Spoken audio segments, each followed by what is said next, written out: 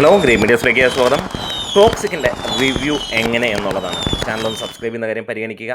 മലയാളികൾക്ക് ഇത് പകുതിയിലേറെ ആളുകളും പറയുന്നു അപരാധം പിടിച്ച പടം എന്നുള്ളതാണ്. പക്ഷേ ഇൻ്റർനാഷണൽ ലെവലിൽ ലോകമെമ്പാടുമുള്ള ജനങ്ങളുടെ അഭിപ്രായങ്ങൾ എടുക്കുകയാണെങ്കിൽ ഇത് കൊള്ളാം എന്നുള്ള ലെവലിൽ തന്നെയാണ് ഫസ്റ്റ് നമുക്ക് പറയാനുള്ളത്. അതിൻ്റെ ആ ഇൻ്റർനാഷണൽ ലെവലിലുള്ള കുറച്ച് അല്ലെങ്കിൽ കേരളത്തിന് പുറത്തുള്ള മഹാന്മാരുടെ അല്ലെങ്കിൽ കേരളത്തിനകത്തുള്ള മഹാന്മാരിൽ നിന്ന് വ്യത്യസ്തമായി സാധാരണ അവിടെയുള്ള ആളുകൾ ആഗ്രഹിച്ച സിനിമ എങ്ങനെയെന്ന് നോക്കാം. ഈ ഒരു സിനിമയുടെ ഫസ്റ്റ് ഹാഫിനെ കുറിച്ച് പറയുന്നത് decent setup with a strong character establishment എന്നാണ്. അതേപോലെ തന്നെ പെർഫോമൻസ് ഇമ്പ്രസീവാണ്. ഇവിടെ മലയാളി റിവ്യൂവേഴ്സും ഒക്കെ പറഞ്ഞു പെർഫോമൻസ് ഇമ്പ്രസീവാണ് എന്നുള്ളത് നമ്മൾ പലരിൽ നിന്ന് കേട്ടു. അത് വലുതായിട്ടുള്ള വലിയ സംഭവങ്ങളൊന്നുമില്ല. പക്ഷേ കേരളത്തിന് പുറത്തേക്ക് പോകുമ്പോൾ ഇതൊക്കെ വലിയ പെർഫോമൻസ് ആണ്, നമ്മളത് മനസ്സിലാക്കിക്കൊള്ളുക. മലയാളികൾക്ക് മാത്രമേ ഉള്ളൂ ഈ ചൂഴ്ന്നു നോക്കിയൊക്കെയുള്ള പരിപാടികളുള്ളത്. While the visuals are absolutely stunning, the film takes its time to build the world and characters.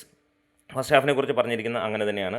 ആ സമയമെടുത്ത് ക്യാരക്ടർ എസ്റ്റാബ്ലിഷ് ചെയ്ത് കൊണ്ടുപോകുന്നു. എല്ലാവരുടെയും അഭിനയവും കാര്യങ്ങളുമൊക്കെ ഡീസൻ്റാണ്. ഒരു സ്ട്രോങ് ക്യാരക്ടർ എസ്റ്റാബ്ലിഷ്മെൻ്റ് ആണ്. സെക്കൻഡ് ഹാഫിലേക്ക് വരുമ്പോഴത്തേക്ക് സിനിമ ടോക്സിക് എക്സ്പ്ലോഡ് ചെയ്യുന്നു എന്നുള്ളത് തന്നെയാണ്. ഹൈ വോൾട്ടേജ് ആക്ഷനാണ്, powerful elevation, mass moments and a commanding screen presence from Yash എന്നുള്ളത് തന്നെയാണ്.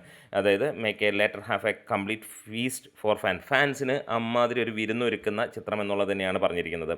നമ്മൾ യഷിൻ്റെ ഈ പറഞ്ഞ പോലെ ടോക്സിക് പോലെയുള്ള സിനിമകൾ കാണുമ്പോൾ മലയാളി പ്രതീക്ഷിക്കുന്നത് ഒരു ആറാം തമ്പുരാനൊക്കെ ആയിരിക്കും. ഈ ആറാം തമ്പുരാനും അല്ലെങ്കിൽ നമ്മുടെ അതേപോലെയുള്ള വലിയ വലിയ സംഭവങ്ങളൊക്കെ ഇവിടുന്ന് ആളുകൾ കാണുമ്പോൾ അല്ലെങ്കിൽ എമ്പുരാൻ പോലെയുള്ളതൊക്കെ ചിന്തിക്കുമ്പോൾ അവിടെയുള്ള ആളുകൾക്ക് അത് കാണുന്ന ഒരുമാതിരി കോമഡി പീസ് ആയിരിക്കും എന്നുള്ളതാണ്. പക്ഷേ തിരിച്ച് നമുക്ക് അങ്ങനെ തന്നെയാണ്. ഈ യഷിൻ്റെ പോലെയുള്ള ഇങ്ങനെയുള്ള സിനിമകൾ കാണുമ്പോൾ മലയാളികൾക്ക് ഇവിടെ ലോജിക്കില്ലായ്മയും കാര്യങ്ങളുമൊക്കെ ചെകഞ്ഞ് പോകുമ്പോൾ അവരെ സംബന്ധിച്ചിടത്തോളം അതൊരു ഗംഭീര സംഭവം തന്നെയാണ്.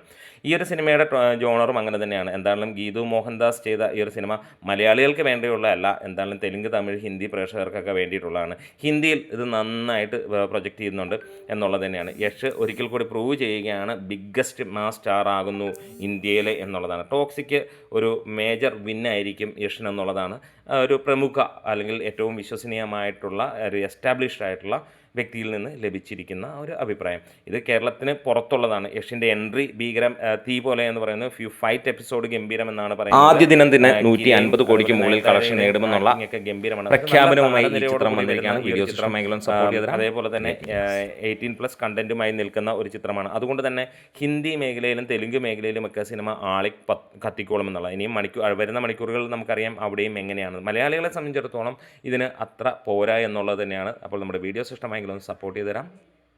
Great medias.